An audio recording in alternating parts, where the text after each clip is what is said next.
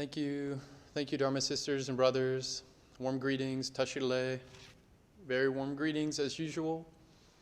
So, as we do, as the great lineage masters have pointed out to us time and again, always we begin with kind of reactivating our motivation or our view. And so we do that in the three ways: with renunciation, bodhichitta, and pure perception. So renunciation, or joy and appreciation, it's gratitude, all the loveliness that's happening inside of us, outside of us, around us, all around. Let's like kind of generate that close, warm-hearted, connective, like feeling and kind of like embodied kind of like living presence of like, oh, I'm so much to be thankful for.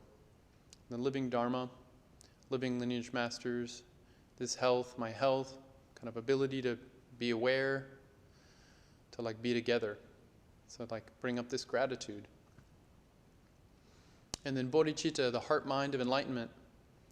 Really like we're trying to take all these little precious moments we have together and have them be oriented so that they become like the perfect conditions for all beings everywhere to totally have lasting happiness. Happiness right now, happiness in the long, long, long term, and then completely eradicate the causes of suffering. So to achieve full awakening or enlightenment. Then this bodhicitta, this kind of lived, very kind of like, really feel it.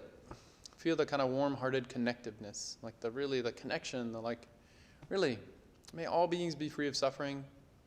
May they be free of the causes of suffering. May they have happiness. May they have the causes of happiness. I rejoice whenever they feel happy. And I want every being to feel this way, to be happy and free of all suffering. Then in addition, this pure perception. Then we kind of relax and recognize this natural system is already doing what it does. It's already natural. It's already flowing. This goodness is already inside of each of us.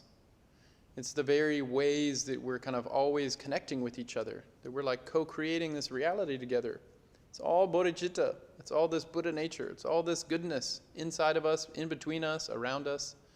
Then really kind of just confidently like turning that kind of a vision on, that view that like really kind of relaxes into this goodness nature that's just the natural kind of state or condition of like all things as they already are. This kind of pure perception. We turn all three of those on.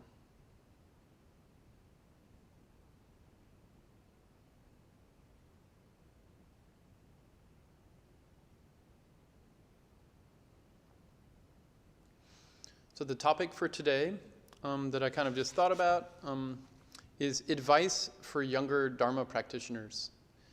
This advice for younger Dharma practitioners. And over the past couple days, I just kind of reflected on this and kind of came up with some thoughts.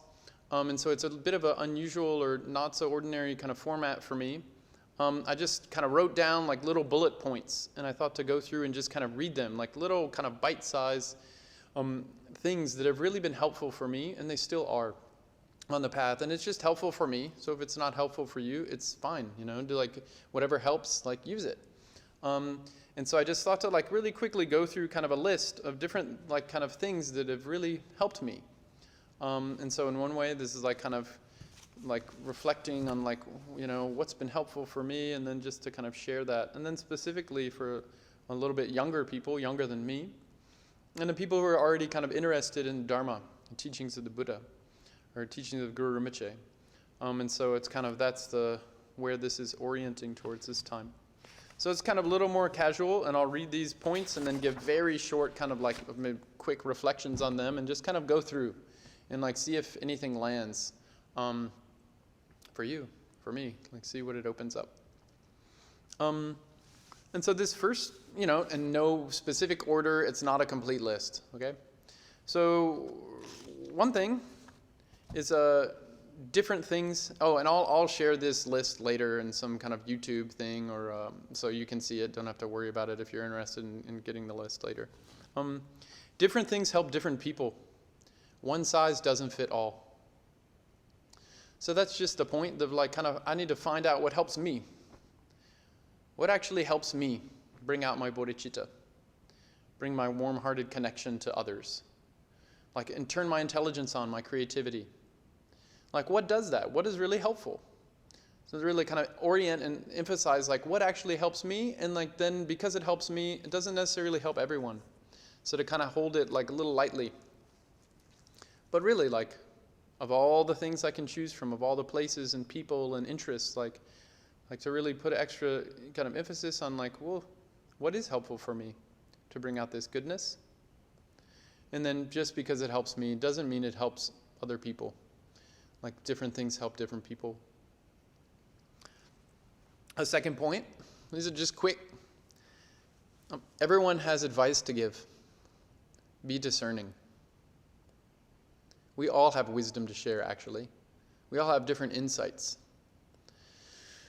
So kind of, it's an endless array of different things that we can learn from. So we have to be really discerning. Time is limited. Our interests, our talents, our kind of the ways that we kind of get stuck, they're all very specific to each person, each being. So like just, as I'm giving some advice, whatever that means, like I'd say that with a grain of salt, like everyone has some advice, some insight, something that's helped them. But each of us has to be discerning about whether it's advice or insight or something that's actually kind of resonates with me and helps me. Just because someone has advice to give doesn't mean we have to actually, apply it ourselves. It might not be that helpful for us. Again, kind of third, motivation is key. The Buddha so emphasized this in all of his teachings. Mind matters most. Motivation, sometimes talked about as view. And with this point, it kind of automatically kind of leads us to kind of have this kind of a little bit more of a direct taste that like we, each of us have to take kind of some degree of personal responsibility for our life. If mind matters most, my mind, my awareness right now, if my motivation and my view is the principle, the bedrock element or aspect that's going to define all the other things that happen to me, then it's my mind. It's my awareness. And so, because it's my awareness, my attention, my mind, then it's up to me to try to be mindful, heartful, discerning where I put my attention, how I open my heart, when I am more protective and like caring for something. Maybe I don't want to open to something that's kind of not going to be so helpful for me. So mind does matter most according to the Buddha's teachings, which actually means that we have to tame our own mind. It's up to us, and it doesn't have to be so much of a metaphor of taming the mind. It can also be a metaphor of opening the mind, or a metaphor of relaxing the mind. And here, mind always means heart-mind, always together. Wisdom and compassion, always together. And so then the natural question isn't if something's kind of wrong in the world or something I don't like seems wrong to me, then kind of what can I do, but how am I going to engage this? And then why is that helpful in the larger context of the world? It's because if I am with my mind and my awareness, and I learn to kind of like see kind of with discernment what's helpful for me, where do I fit in? How can I make an offering of my talents or my kind of specific kind of things I could share? Then it's always oriented within this larger kind of scope of like, how can I help others? How can I really serve others? How can I be with others in ways that are helpful to them? And so we have these two sides of my mind matters most in order that I could be more helpful. It's not just my mind matters most, so I can just be happy by myself. It's more, I want to be happy, but my mind comes down to my mind and my heart, open them, relax them into their own natural goodness. Why? Because everyone has this goodness. And then, what helps them? And here it leads to this. In Buddha's teaching, it's become more and more clear for me that it all comes down to bodhichitta, this heart-mind of enlightenment. All the teachings come down to this point of bodhichitta, the heart-mind of enlightenment. And bodhichitta is so amazing. It's one of the things that's incredible that in every single situation, and in every context, bodhicitta enhances it. Bodhicitta is only helpful.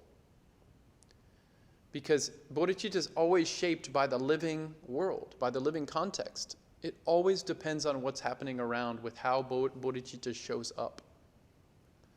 And that's just a beautiful quality of bodhicitta. Its flexible, absolute nature.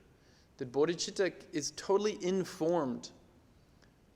It's responsive to the living situation that I'm in, of my mind, of who I'm with, of what's active in the situation, what's the time, what's the place, what actually serves beings. Bodhicitta shapes itself according to what actually helps beings, according to my own capabilities of understanding that, of seeing that, which is a beautiful thing. In that way, every time I activate bodhicitta, because it's going to be shaped or defined, colored, flavored by the living conditions, it's going to only boost or enhance those living conditions because it's actually shaped by the living conditions. This is such an extraordinary quality. And we can look in this through all the Yana vehicle teachings of the Buddha, like the different ways that he talked about the Buddha. Great historical Buddha talked about wisdom and compassion. Coming down to in Mahayana teachings is bodhicitta, heart, mind of enlightenment.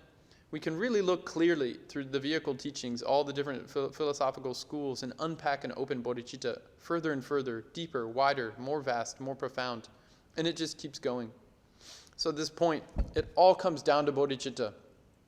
I think that's quite true in the teachings from what I've found, from what Venerable Khenpo Rinpoche have emphasized, that it all comes down to bodhicitta. So we always need to highlight that at the front, which they remind us again and again. This is the main point, bodhicitta. Another point that Shantideva emphasized is whatever we do regularly becomes easier to do. Whether it's thinking, feeling, or acting. It's just how habits work. So we have to be careful what habits we grow. Because every single moment we're growing a habit. We're making a thought easier to have, a feeling easier to feel, an action easier to do. And so then depending on positive or negative with how much it's going to actually help my bodhicitta, my Buddha nature turn on or be naturally available, then that's a positive habit for me. And so we just have to be really careful that whatever we actually put our time and energy into, that's actually what gets strong and easy for us to do. So we should be really careful about what habits we cultivate. The mind is totally flexible in that way. The habits are totally flexible. It depends on how we shape them, with how they'll become more normalized. And in this regard, that means also that having a regular rhythm of meditation makes it easier to do. Our bodies tend to like rhythms. Our minds follow these habit patterns. That if we want to have meditation, like a time set aside for ourselves where we can just be actively in touch with our heart and our mind. We're trying to open and kind of discern and see, open and relax these qualities of love, compassion, wisdom. The four boundless qualities: infinite love, infinite compassion, infinite sympathetic rejoicing, this joy, infinite equanimity, including all beings. That if we want to set aside some time for that, it could be 5 minutes, 10 minutes, longer, an hour, 2 hours, depends. But having a regular set kind of rhythm with that makes it easier to do. Because each habit, the more we do it, it becomes easier, more natural for us. And in terms of bodhicitta, the practice of Tonglen, sending and receiving, it's such an inspiring, amazing practice that I've found. It's like said to be a heart practice of a bodhisattva, those courageous for the enlightenment of all beings. Tonglen, the practice of giving our own happiness to others and taking their suffering upon ourselves. I'm not going to go into how to practice that. There's many, many teachings by extraordinary wisdom beings that you can get online. It's for free. There's instructions on how to practice Tonglen. But it's so easy to do. It's so simple to do. We can do it any time. We can do it quietly. No one has to know we're doing it. And it uses all of our body, our speech, and our mind all at the same time. And so in these ways, Tonglen is such a special practice. It really activates our bodhicitta, activates our courageous dignity, kind of like the clarity of our wisdom, the openness and kind of like vital energy of our heart, and the kind of deep-rooted dignity of our courage, of our power, of our skillful means. Tonglen, I'm going to take on this suffering onto myself, because my Buddha nature is totally perfectly pure, And this suffering just even brightens my Buddha nature, makes it connect with even more beings. And then on the out-breath, I give all my happiness, all the supportive conditions that could help uplift beings, whatever it is, heal them, protect them, free them, uplift them, nourish them, care for them. Anything that would help a being, then on the out-breath, kind of like instantly, this energy becomes exactly what each being needs, instantly. And they're so happy, they're so relieved, they're so joyful. And then on the in-breath, I take the suffering again. It becomes this energy, fuel power for my own bodhichitta to shine on more brightly. On the out-breath, they feel uplifted, more powerful, more relaxed, more natural, more creative. In-breath, out-breath, this practice of Tonglen is such a good essential practice. It's the heart of Buddha, the kind of way of the Bodhisattva, and it's also the heart of Vajrayana Tibetan Buddhism. Bodhicitta. Another point that I found super helpful for myself is if I can just try to see the Buddha nature in others first. If I kind of train my mind to think of Buddha nature of others first, instead of what's wrong, or what they say that I don't like, what's going on in the world that I'm uncomfortable with, that I don't agree with. Instead of that, like highlight the Buddha nature aspect first. And this puts kind of the bodhicitta at the front. And then this makes it so much easier, the step for us to kind of relax into pure perception, this view of Tibetan Buddhism, where we're seeing the Buddha nature in all beings all the time, and it's glowing more brightly in a much kind of greater arrays of kind of like expressions. It's like endless display of pure ways that Buddha nature can shine. And so just like training myself, I'll see the Buddha nature first in others and in myself. Kind of have that as something I keep coming back to. The Buddha nature of others first. Then it's so much easier to love others, care for them. Because, they're so valuable. Each being is so amazingly special. Like literally have enlightened nature. And like try to kind of connect with that enlightened nature first before my own reactive patterns turn on and take over. And I do that for myself too. I have this Buddha nature, this goodness. It's perfect. It's always there. I try to really kind of be with that as kind of more first thought, the first way of engaging a situation. This immediately reorients, kind of reframes life. See the Buddha nature in others and oneself first. And then we're looking in the world, this another point, is really all of us, we're just trying to be happy and avoid suffering. We all are. No matter our age, our reputation, our job, our situation, all these things are just kind of superficial features in regard and like compared with every single moment. We're just trying to not suffer and we want to be happy. This is really a common ground for all sentient beings. We all want to be happy. No one wants to suffer. Then if we put this like more at the front of our attention, all this being out there causing trouble, they're just so unhappy. They're causing so much suffering. They don't want to cause suffering, but they don't know how to be happy. Instead, they're just causing so much trouble for everyone. Instead of seeing them as being automatically bad, we want to throw them away. Oh, this is really like, they're really hurt. And it goes to that kind of common saying, like, hurt people. Like, we are hurt, and that's why we hurt others. Instead, if we were just, we all are hurting. Like, what can I do to really kind of care for others better? And with wisdom, like to distinguish different things help different people. To really, okay, you're hurting, and you have so many beautiful things to offer. Okay, this is common ground. We can like look for the valuable aspect, the valuable kind of contributions each of us are making all the time. Start there with the Buddha nature and with the little lovely, little delightful things that each person's doing. Everyone has so much they're sharing all the time. So really highlight kind of the special qualities first, and with the recognition of we're all just kind of like winging this thing. Why? We don't want to suffer. We want to be happy.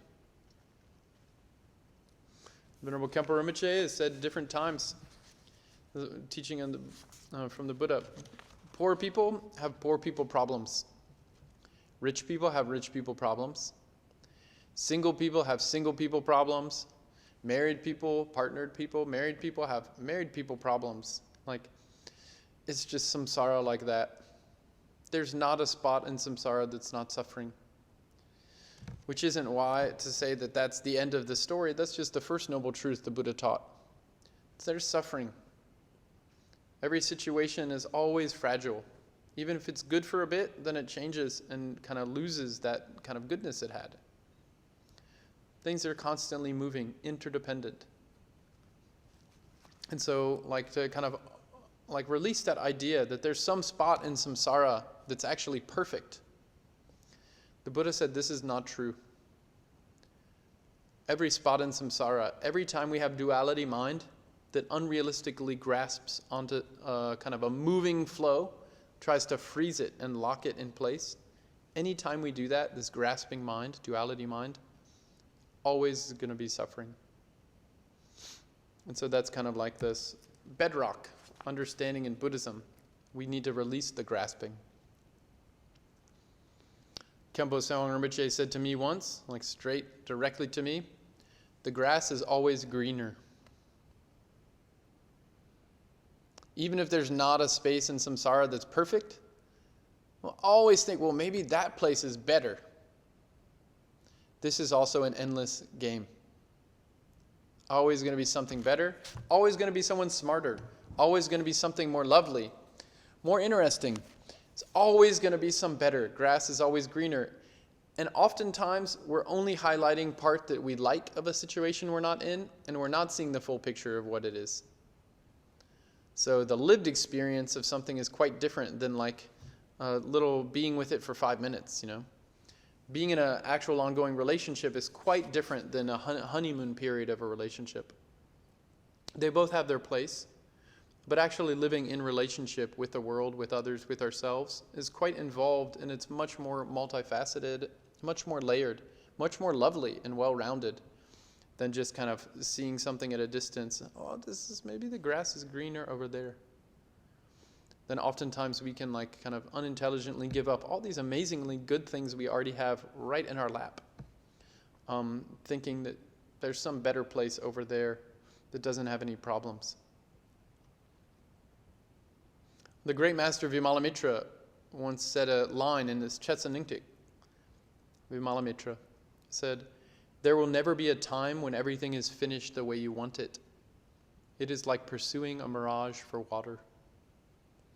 There will never be a time when everything is finished the way you want it. It is like pursuing a mirage for water. I once asked a question publicly in this room, in Padma Ling, to Khenpo Rinpoche. I forget the question I asked, but that was the answer he gave me. There will never be a time when everything is finished the way you want it. It is like pursuing a mirage for water. Don't wait for everything to be perfect and get exactly the way I want it before I do things like a Dharma practice or generate bodhichitta or have a kindness towards others or kind of stop and like watch my mind for a few minutes. Don't try to get everything in perfect position and then I'll do the thing that's my highest priority, because it's not ever going to be together in a perfect way the way we want it. It's literally just never happens in samsara like that. That's been really helpful for me to remember. There's a lot of ways I can waste my own time trying to make things all kind of with an arrangement that's proper, perfect. And then while trying to make a nice setting, a nice arrangement, kind of like good enough is quite different than perfect. And so that's also related to contentment. Sometimes good enough is just good enough. Be content with what we have and then hold the main point close. Bodhicitta, activating our bodhicitta, showing up for other beings, loving them fully. So this goes to another point, same thing. Spend time learning about what's really important to me. Like really spend extra time and energy. If there's something I'm really passionate about that's really important to me, like put extra time in that. Don't just put it off in some bucket list you might get to one of these days. But really put the thing that's really the high priority, that's like really special to me, like try to keep it right in the front. This is a good Dharma practice too. Make ongoing efforts to care for friendships and one's health. Life is often easier in good company when you're not sick. Friendships and good health, they're really very, very special. Friendships, having good friends, good company, it's such a valuable and like really amazing thing, this Sangha. And good health, it's just so much easier when we have good health, like use our mind and use our body like to the purpose that we want to use it for Dharma, for love, compassion, wisdom.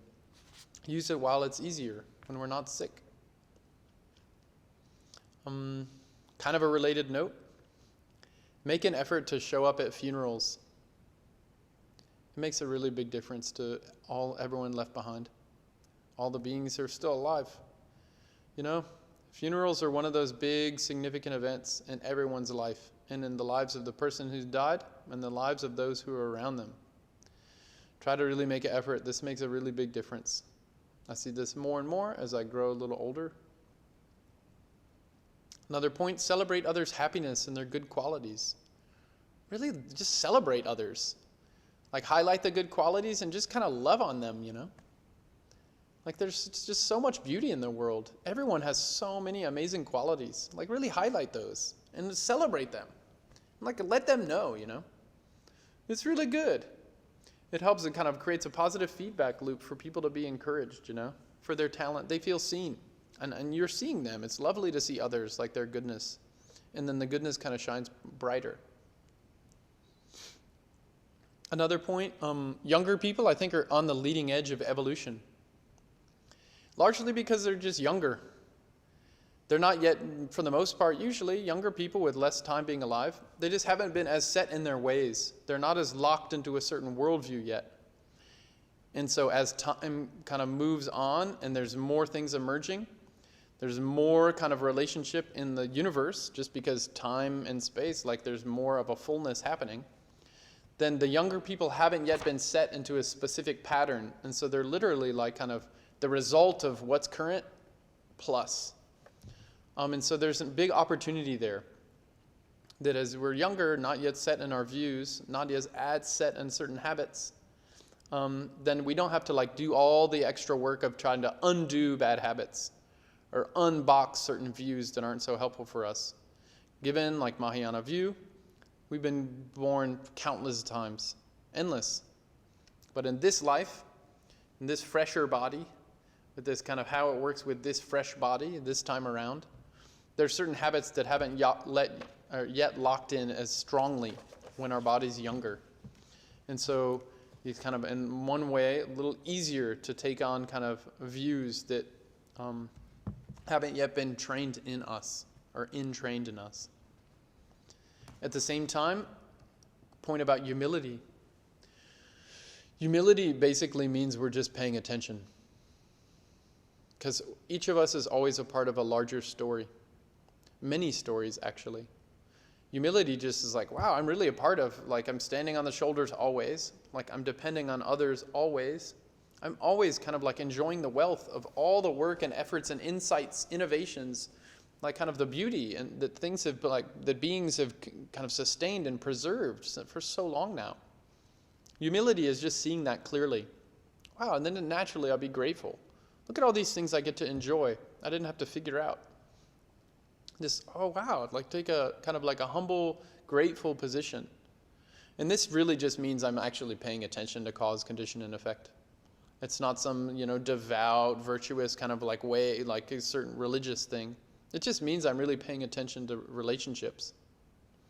Wow, it's amazing all the things that I've just immediately come into and I'm boosted by because of all the hard effort of so many other beings. Wow, thank you.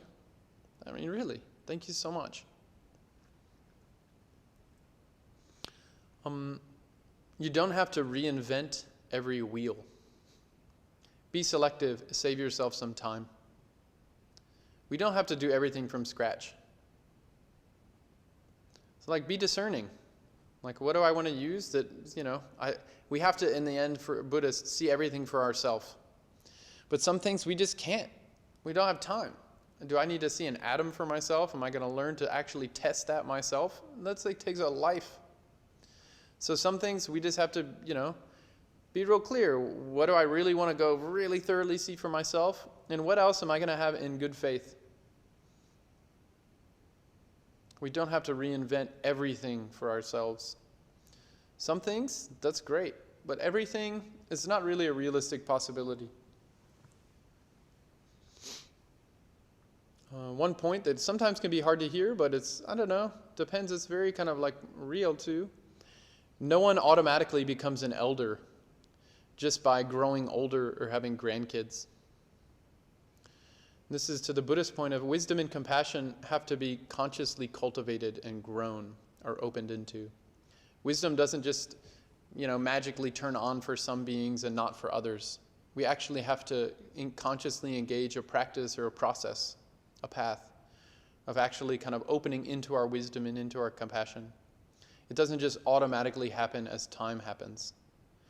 Like we've been around, again, Mahayana Buddhism for countless lives. We don't automatically just become enlightened. The Buddha really taught that. No one accidentally becomes enlightened. It doesn't happen magically like that, in the sense of it's just some people get to wake up and others don't, just because they had good luck or something like that. No, wisdom is always intentionally cultivated. And so, just it's good to see, just because we're getting older doesn't mean we're getting wiser or more compassionate or more kind. So we actually, if we're curious or care about becoming wiser and more compassionate, we have to cultivate that in ourselves. We have to follow some kind of path that really cares about wisdom and compassion, and we have to put time and energy into that path. Another point is once we agree to play a certain game, a certain language, have a certain kind of conversation, once we agree to play a certain game, we have to follow the rules of that game in good faith. This makes us trustworthy. Later, when we change games, the rules change. Rules are arbitrary, but they're required between people. Otherwise, there's no foundation for trust. So this is to say, everything is like a dream. But dreams always follow rules or patterns. It's like a game. Games are totally arbitrary, but once we agree to play a game like tennis, then all of a sudden automatically there's certain rules turn on, like inbounds, out of bounds, cheating, playing fair, who wins, who loses. And then once the tennis game's over, then the rules dissolve. We play another game, soccer. We play another game, the Buddhist game. We play another game, the be a parent game. All these are just dreams, patterns, rules, systems that we're in. And the rules and the patterns are somewhat arbitrary.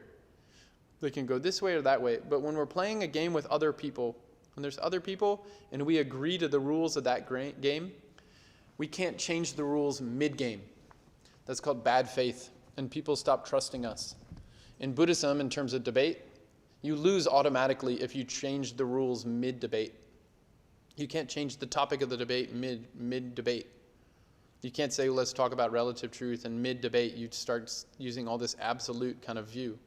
Then you automatically forfeit the debate if you do that. It causes bad faith. People can't trust if you just change the rules mid-game. They're rules, they're arbitrary, but once we agree to them in a certain context, in a certain game, in a certain relationship, then we have to show up on our side of the agreement. That just makes us a trustworthy person. And then to that point, find trustworthy friends. There's a Buddhist saying of even if you're kind of a regular tree in the middle of a sandalwood forest, over time you start to smell like sandalwood too. Find good company, good friends, people that bring out your virtuous qualities like bodhichitta. It really helps on the path.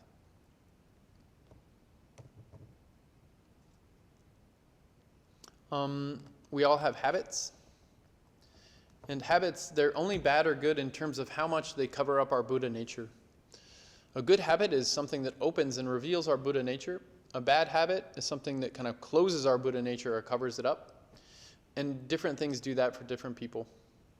So we have to recognize for ourselves, what's a good habit that helps me connect to my Buddha nature? What's a bad habit that closes that up, closes that connection, or dims that brightness? And just have to be kind of honest with myself about that. But it's not that my bad habits are everyone's bad habits, or my good habits are everyone's good habits. Different things help Buddha nature turn on and off in different beings.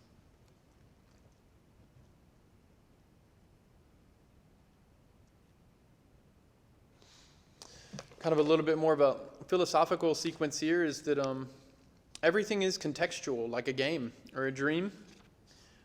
But having too many games to choose from, too many options, usually leads to extreme relativism.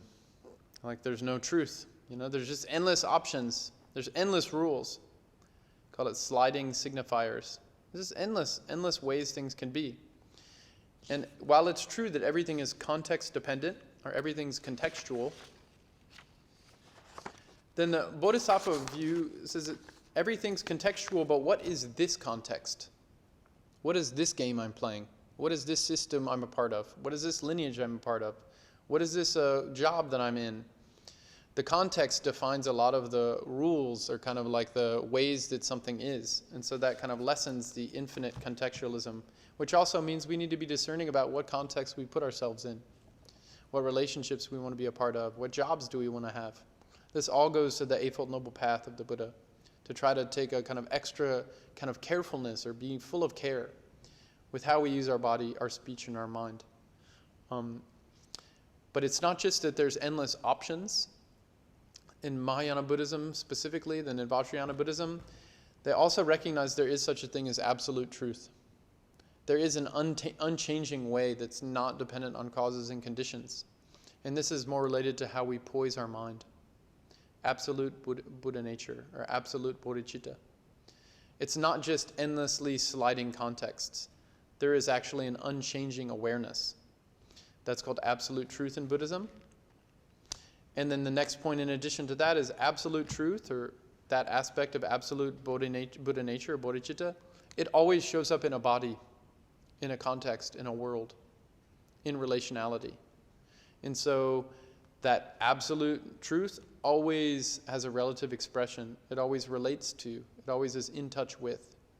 So it always requires body, always requires a world, enactment, practice, being, doing. There's always relative and absolute truths. They're always together. And then how to move between these games, these stories, these dreams, these relationships we're in. How to move between them elegantly without causing too much trouble, do no harm. That's kind of very much comes down to living the view of the middle way, the Madhyamaka, great Madhyamaka. This is absolute, again, absolute Buddha nature, or absolute bodhicitta, emptiness. All games are empty of any fixed, rigid rules. There's an awareness that is totally flexible and open. That awareness always expresses itself embodied, in worlds, moving between the different worlds, the different dreams, the different relationships and contexts. That happens when we have a more stable view of the middle way. A mind poised for awakening, poised to be actively in touch with the living, changing circumstances, but not stuck onto it, not grasping onto the moving dynamics of a living system, whether it's my mind or my heart, my body, my speech, or my mind. So I'll say just a few more, and there's I've generated many pages of this, just yesterday, a little bit. Just did this really quickly, actually. I'll say a few more, then we'll practice Dudjom Tersar Ngondro. Going deep into a handful of interests is very practical. In the end, we really do have to root ourselves somewhere. And that means loyalty and commitment make a big difference in terms of learning and growing. If we stay put, if we really stick around a spot long enough, where the relationships of the spot, our kind of intuition with what happens there, our ability to see a variety of patterns, to see how the different seasonal shifts of a place, of a lineage, of a time, of a relationship. If we really choose to stay put in a spot, we'll be able to appreciate more of the fullness or richness of that spot. And so it's practical. We can't, if we just keep moving between places and kind of moving all the time, moving our thoughts, moving our body, then we'll never really have that richness or fullness of kind of actually the fullness of kind of each place that we're at, that we're in. So we need to be practical. Like, life will do this to us anyway. It'll hold us accountable to certain spots. And so, that's lovely, because it means we're being held. We're actually a part of something. We all want to belong. We all want to be a part of something greater than just me. It's just a natural connection. It's a natural urge, a longing of Buddha nature. Be with, in relationship, dependently arisen. So we should be really clear about where do I want to go deep. And then the thing is wherever we go deep, it automatically is connected with these other places that I'm not immediately at. It's all interdependence. So we can actually use the kind of like the power, the connection, the interest, the intelligence of these other places that we're not at so much. We actually, because they sync up, interdependence, we can use them to inform us over time. If we get really good at being in a spot, in a way, in a lineage, in a practice, we get really good at it, it automatically syncs up with other things, and we can use the intelligence and those connections between those things to actually boost ourselves. It's kind of like in the ocean. You get the whole energy of the ocean just by being in one spot of it, by being in a wave. It's like that. Interdependence is like that. So it's more like being in a generative field and kind of like enriching a certain spot in the field. And once we pacify it, we enrich or nourish it, then we can magnetize other fields to have a bigger field. This is kind of part of like this Mahayana Buddhism practice.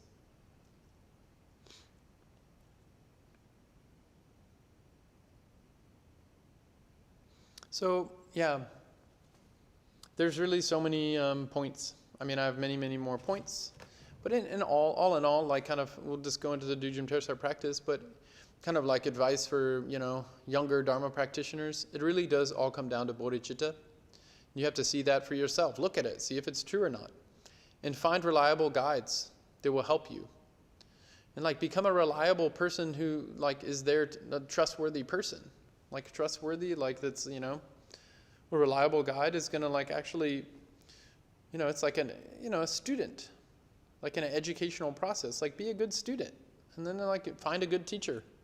And then the education happens so much more easily when we're both with a good teacher because we like really kind of carefully discern that. We try to be a good student, intelligent, receptive, humble, interested, honest, kind of upfront, work hard. Then have bodhicitta as the kind of core bedrock intention. Knowing that there's a variety of ways to live in the world. There's so many different things we can do. We have to kind of, care for certain parts of it and not for others. It is just a practical feature of sentient awareness, time, body, mind. And we have to like go deep somewhere if we're going to do that. And we can do that. It's not a problem as long as we keep an open mind, fresh perspective, like a more of a mind and heart poised, like in the middle way. With bodhicitta kind of like actively kind of sparkling alive. Like really trying to show up with kind of a carefulness and like a sensitive like helpfulness. A loving quality, a warm-hearted quality to be with others. Also with like an intelligent mind, an open mind. Not a mind so open that our brain falls out, but like open, but very clear and precise, Not narrow and tight, not open so that we're wishy-washy, like open, compassionate, very clear and precise, following patterns of cause, condition, and effect. These are all just different things that are just core Buddhist frameworks. They're core Buddhist insights that the Buddha so like generously taught all of us. That the living wisdom masters we're around, like Venerable Khenpo Rinpoche, we can see this in our own eyes, our own ears. We can see how they're doing this. They're living it. These kind of core principles all the time. It's so amazing. And in the end, like as we go further in the path, as we kind of get more relaxed, more open, as bodhicitta becomes more normal, as we become just more natural and confident and okay with ourselves, okay with each other, this goodness is there, then it naturally becomes more buoyant. We have more fun, more joy. Like a more actual like feeling of being a part of something, of connected. We're resonating with things. We're a part of this earth. We're a part of this larger story. We're always a part of this larger thing. So how can I help? What can I do? What do I love? What am I passionate about? Who will help support that?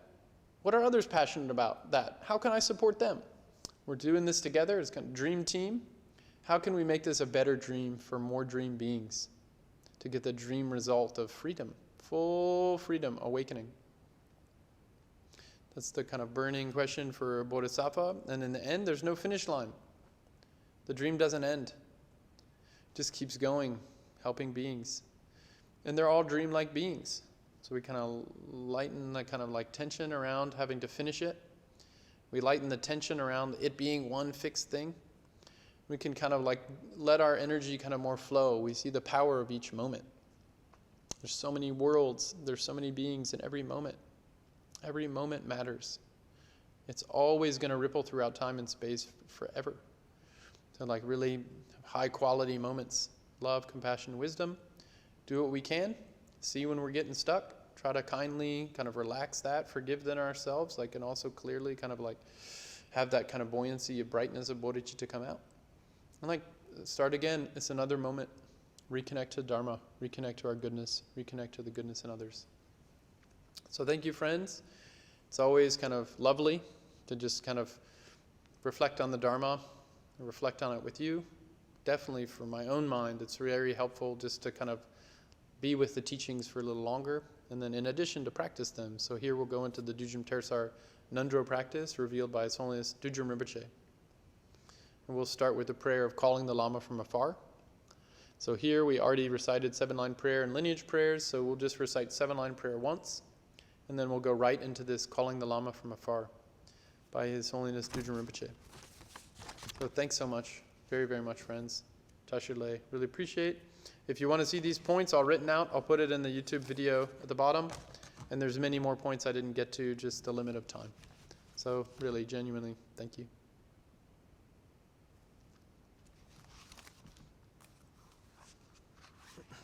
Calling the Lama from afar, after the 7-line prayer.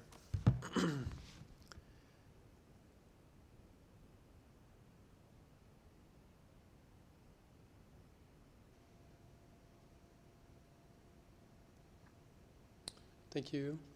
Thank you all. Thought to just take a few more minutes to mention just a few more kind of reflections that have really helped me a lot in terms of advice for kind of younger Dharma practitioners, this topic. I was just going to read through a few quickly, and then just for a few minutes. So this is just continuing the thread from where we were. Following pith instructions helps keep things simple and deep, but fully unpacking and resonating with those same pith instructions requires ongoing study and embodiment and time. Really takes time to open those pith instructions. But using those pith instructions saves us a lot of time. Don't hurt yourself unnecessarily. So be full of care or careful. The healing really takes a lot of time. So the world is suffering. Samsara is suffering. We're all going to get hurt. So like just be really careful not to hurt yourself unnecessarily. That also means like discernment. There's a lot of things out in the world that are really harmful. So like use your own wisdom and intelligence to kind of intelligently not let in certain things that are not worth it. It's not worth getting hurt, because really taking the time to heal, it really is very involved. This one person, Sean Esbjørn Hargens, he had a statement that helped me. Take things seriously, but with a light touch. This is like helps me resonate with like staying with an open mind. Take things seriously, like really consider something thoroughly, like with a really open mind, but hold it really lightly. Because maybe, we don't know, you know. Maybe it's true, maybe not. But to imaginatively consider other possibilities is a really helpful practice to orient towards emptiness, towards the flexibility of our awareness. Take it seriously, really consider it, but hold it really, really lightly. In the end, it's all just a dream anyway. So it lines up with these core Mahayana practices. Thought to mention, especially it seems like for a lot of younger people, that if you're feeling depressed, this one bit of advice I heard, this one teacher said, look around you and see if anyone needs any help, and just help them a little bit. If you really feel down, like try to see someone else around and like connect with them. Just offer a little bit of help. It can really kind of open things up. And then if you're really kind of feeling depressed, anxious, is in really kind of very kind of like profound way, then it's very much worth it to seek professional help. There's experts of all these different kinds of modalities, including Dharma modalities. If we want to really go deep in the Dharma, find a really good Dharma teacher. But if we hurt in a certain way, or we're having a really kind of very serious challenge that keeps coming up, then find the expert of that field. It's really worth your time. You're valuable, special. Every one of us is such an incredible, amazing Buddha in the making. We all have Buddha nature.